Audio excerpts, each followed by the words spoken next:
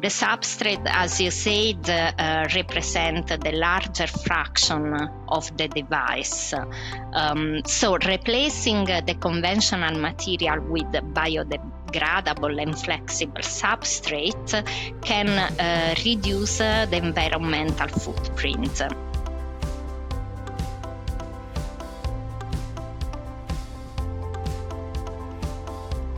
So hello everyone.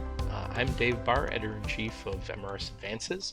I'm really happy to have Dr. Manuela Ciocca today with us to talk about one of her recent papers in MRS Advances. As editor of MRS Advances, I have the pleasure and opportunity to get to review papers that are short snapshots of research highlights, things that have moved the field forward, being able to take a quick advance, publish it, get it out into the audience of the MRS community and the broader community around the world. With our publishing partner, Springer Nature, our journal is delivered to institutions on every continent. The reason that we selected this paper to review is this is one of the top downloaded papers of the last year.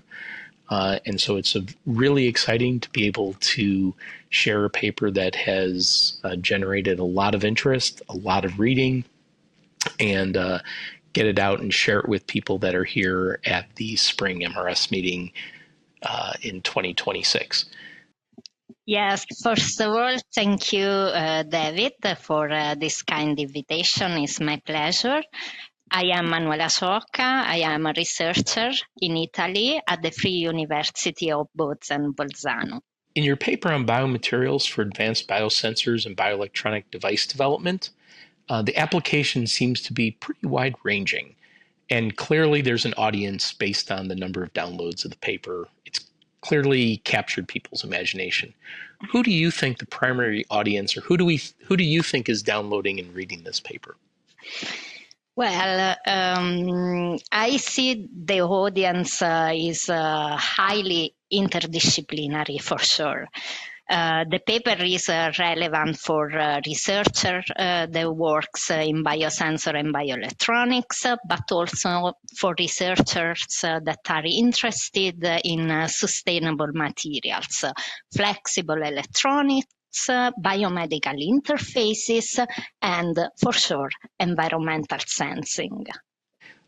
Looking forward, do you think plant-based and natural-based derived devices will advance because of exceptional performance or because of reducing the footprint of the devices while maintaining the performance of synthetic systems? Yes, I think that the real progress will come from both. Probably first from achieving useful performance while reducing the environmental footprint. Natural derived materials, in fact, can offer advantages in terms of biocompatibility and biodegradability.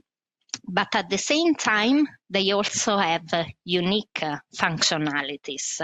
For instance, natural chromophores, they have specific light absorption or peptides with selective bindings. So I do not see them only as a greener replacement, but as material that can combine lower footprints and unique functionalities. That's great. Thank you. So better and greener, which is always a good combination. So is there a particular scientific reason that you picked these three examples for this paper? Our scientific reason was just to show the versatility of biomaterials and how they can be used in bioelectronic devices. They can act as active, photoactive materials, biodegradable substrates, and selective biorecognition elements. And we were choosing three examples to present a broader framework to interpret and to investigate how biomaterials can contribute to biosensor and bioelectronic devices. Are there any barriers that are keeping the performance of natural-based chromophores from reaching that of synthetically created versions, be it long-term stability or something about purity and ability to control the structure? So what do you think are any barriers that are keeping it from that? Yes, for sure. One of the main barrier is stability. In fact, natural biomaterials can be more sensitive to environmental fluctuation, for example, or they can show also lower long-term reproducibility respect to the synthetic material.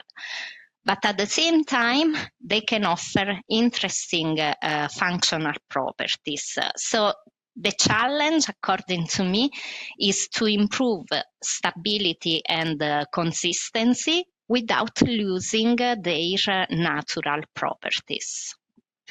How do you choose the peptide that you select that you used in this demonstration to tune the sensitivity of the EGOFET to different chemistries? Mm-hmm.